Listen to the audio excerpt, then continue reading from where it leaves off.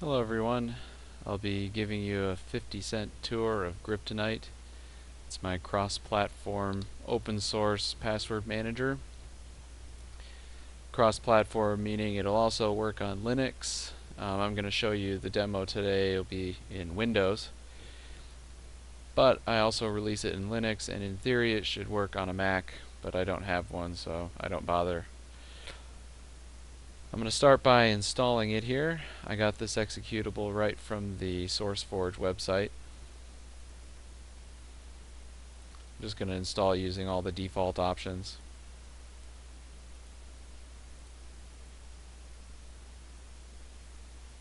And I'm going to say launch. Alright, so this is the default screen everyone sees when you open it. Up in the corner in the tray icon you can also see there's this little icon there, which if I click the icon it kind of disappears into it. So it's designed to be used kind of in the background. You can just kind of hide it, but it'll always be there. So let's open a new file. Let's call it test. So the first thing you have to do is create a key for the database. This key is going to be used every time you want to open the database, and it's what is used to encrypt the whole thing. So it should be a very secure key, one that only you know. So for example, you can do 3 different modes. You can do a regular password. That's probably what most people are going to do. You can also use a key file. So if you don't want a password, you can actually give it a file that maybe that file contains your password. I wouldn't recommend that though. That file should be completely random, just a random string of data, unpredictable. That's what it should be. Or you can do both, where you have to present a key file and enter a password. So it's flexible like that. But for this demo, I'm just going to do a password. Your password should be much longer than this, but it's just a demo. So here's an empty file. I'll start by just creating a new entry. Give it a description. Some fields I want to remember. So for a password, I'm actually going to generate one. This screen here is my password generator. So every time you press this generate button, you get a new password according to these parameters. So you can totally configure it. So let's say you just want numbers. You can do that. Maybe I just want these special characters. You can do that. Or any combination of any of these. And you can change, if you just want a 5-digit PIN number, for example. There you go. So when you say OK, it puts whatever was generated into that field. And a URL is some web address. And you can rearrange these if you want. Another thing you can do, I can add a file to it. So I'm going to add the installer to this. It doesn't upload it automatically. It says upload pending until I say OK. And then we can see this progress bar down here came up, and there's a confirmation message saying that everything was finished. So now you can see it here, the entry I just made with all the details and even the file, and I can export it if I want to by clicking this button. So that's just one entry. I can create lots more.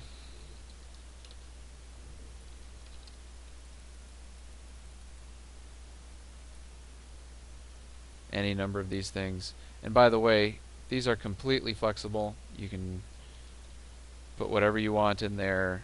These are just suggestions for different fields, but they're completely flexible. And you can,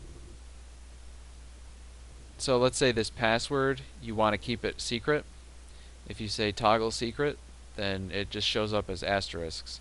So even though this is an empty string, to the rest of the world it looks like it's some fixed length asterisk sequence.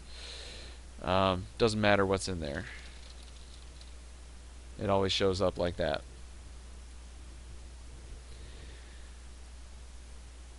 So you can see it's obscured there too. So another thing you can do is edit the notes for that.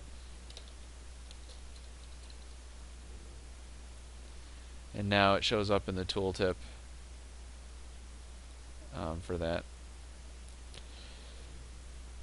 So you can also create children of entries, which is nice because it lets you organize these things however you want to. I find it useful because some websites have multiple different points of registration. You've got a username password for the main site, a different one for the support site, another one for the investor relations site. So you can just create one entry and then nest all of these sub entries underneath it. And if you want help finding them, there's this search function, which is incredibly useful, and you can dock it right here. So I can actually search for anything, and it highlights them in the view on the left.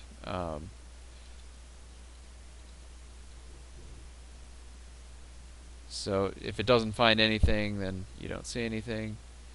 But so I can search for this description too. Since it found that description, it looks like it also found it in that one. So it highlighted both of these. So that's a nice feature, because when you've got hundreds of these entries and they're all nested beneath other entries, it's very useful to be able to find them quickly. And there's lots of options here. You can play around with them.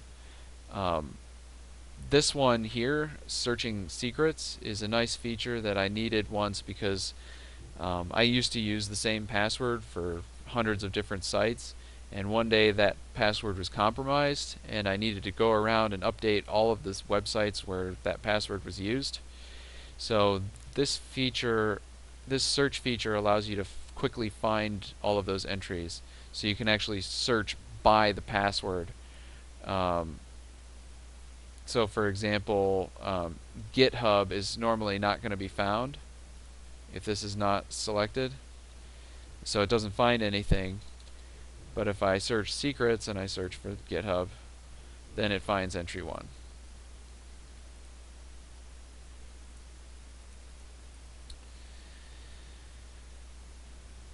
So if you're also good at regular expressions, you can do that, or search by a filter by a time range selection if you know when you created an entry but you don't know what it's called or something. So another nice feature is the favorites. So let's say I use entry 1 all the time. I can go right click and say add to favorites. So now it appears with this star, and if I go up to the tray icon, it appears in the menu. And if I click it, it launches this URL right here, GitHub.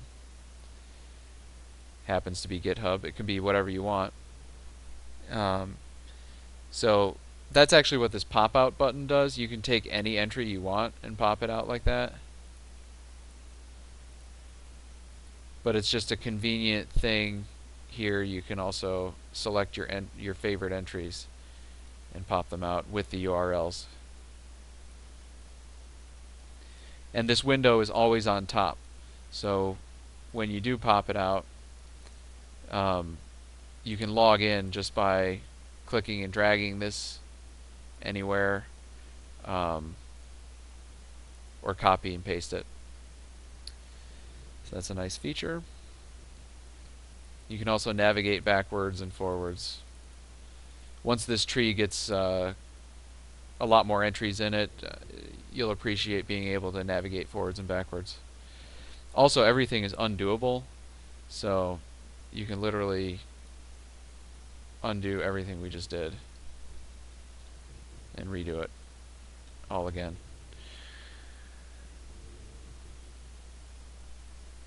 Cryptographic transformations. I'm going to spend a little time going over this by itself because it's such a nice feature. It's separate. It's used separately from your password file, so you can actually launch this as a separate application. It ships as a separate executable in the installation directory. So what it is it can do any number of cryptographic transformations. For example, a hash function. Source to destination allows me to tell it whatever. So I want it to hash this string using SHA-3 512 and put it into a hex string. So that's what it looks like. Or I can make it a base 64 string, and that's what it looks like. I can do any of these hashes. So MD5, it's outdated, but people are still using it. So there you go. Or you can select a file and instead I'll generate the MD5 hash of the installer. That's what it is. Or you can play around with encryption. So you can encrypt files, or I'll show you encrypting a string.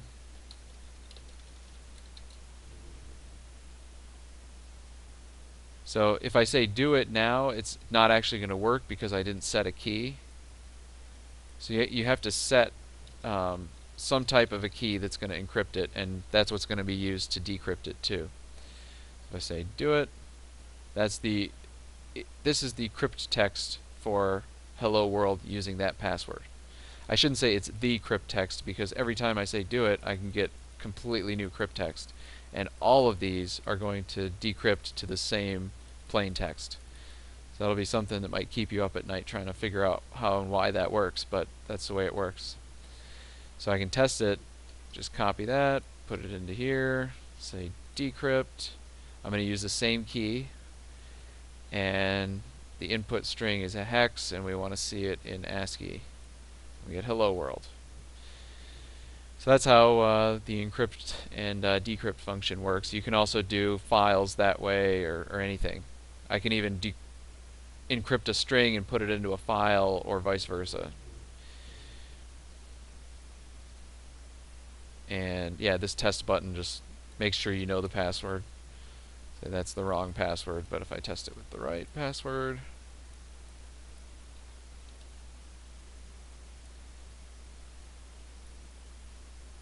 that's correct.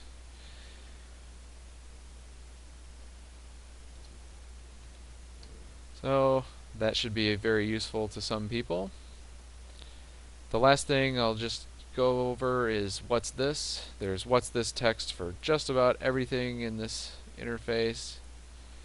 If you don't know what it does, you can just say what's this. So instead of coming and asking me what it does, just RTFM. And the preferences window, yeah, so there's two important options here, lockout delay and clipboard reset. So the lockout delay is going to keep a timer for how long you're inactive, and if you're inactive too long, it locks the application, which basically hides it here and makes it so if you want to see it again, you need the password. So if I don't have the password, this is all I get, and I don't have access to any features, nothing. It's just this screen. So that saves you in case you leave your computer unattended and forget that the file is open, and somebody could just stumble along and now they have every single one of your passwords. That could be a bad thing. The other thing was a clipboard reset. So if I set it, you can set this to whatever you want, and after this amount of time, the clipboard will be cleared of whatever was in it. So that's only relevant for these fields that are obscured and have asterisks. So if I double click it, it says it copied it to clipboard. And if I open up Notepad, I can paste it in here. But after 10 seconds, so now 10 seconds is up and it's no longer in the clipboard. So I can't paste it anymore. So that'll help you in case you accidentally copy it to clipboard and forget that it's there, and then somebody else uses the computer. Now they're not going to have your secrets. So that's about it. In the About window, there's a donate button if you like what you saw. If you like the application, I encourage you to donate, but otherwise it's free to use. Tell your friends about it. I hope you like it. Thanks for watching.